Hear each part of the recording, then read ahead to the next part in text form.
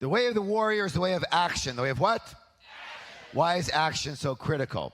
Recall the process of manifestation, which means that your thoughts, lead to your feelings, which lead to your actions, which then lead to your results. Now, why are actions so important? Well, let's take a look at it. Thoughts and feelings, are they part of the inner world or part of the outer world? Results, are they part of the inner world or part of the outer world? And therefore, action becomes the what? The bridge. The what? The bridge between the two in the real world. You can think about success all you want. You can feel successful. None of that matters in the real world. It's only the beginning. It's only the root. But if you want to see the fruit, if you want to manifest from the inner world into the outer world success, and isn't that what you want? Yes or no? Then you're going to have to take what? Action.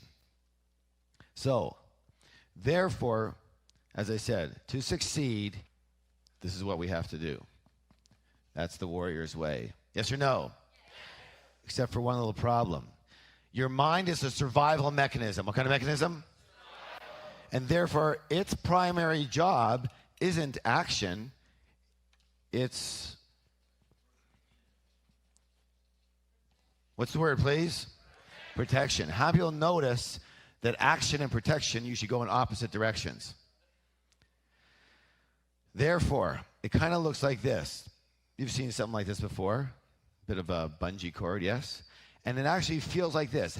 Raise your hand if you've ever experienced where one part of you wants to go, but there's another part of you that wants to stay. Yes or no, right? It's constantly like that. And what does that feel like? There's a tension. What's the word?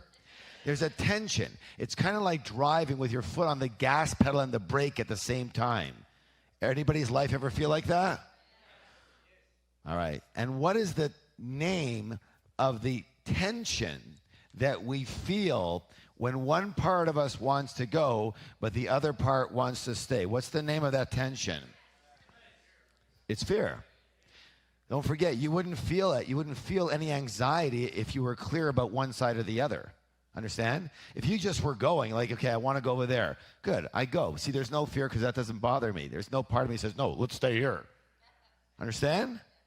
But it's only when there's that opposition that you feel that tension, we call it fear. What do we call it? Fear. How many people agree that fear and doubt and worry are among our greatest obstacles, not only to success, but to happiness as well? And that's where becoming a warrior comes in. Because being a warrior, the philosophy is this. Taking action what? In spite of fear. In spite of fear. And action in spite of fear has a word. That's right. It's known as the trait of, what is it? Courage. Did you realize that you can only feel courage, only experience courage in the face of fear? You cannot experience courage if there was no fear to begin with. Do you understand? Yes or yes? Since fear plays such a crucial role in our lives, let's take a closer look at it. The definition of fear, you all know it. What was it? False evidence appearing real is not a definition, it is an acronym. The definition of fear is what? One more time, twice as loud. Anticipation of pain. Look it up. Anticipation of pain. When is anticipation? Past, present, or future? Future, thank you. Is future real or imagined?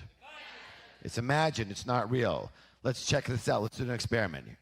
I've had you do it before. Are you ready? Raise your hand tomorrow. Let's try this again. Raise your hand tomorrow.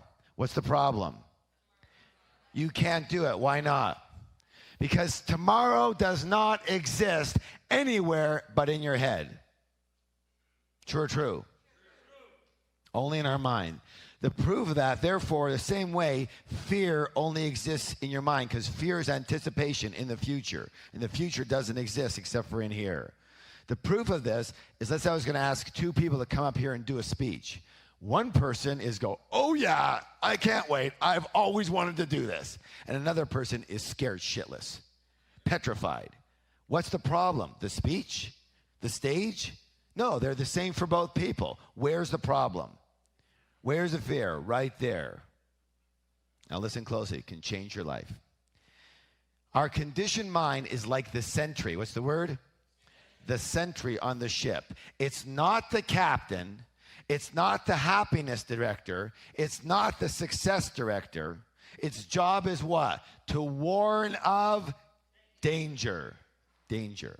And that's why it's always scanning for what's wrong or what could go wrong in any situation.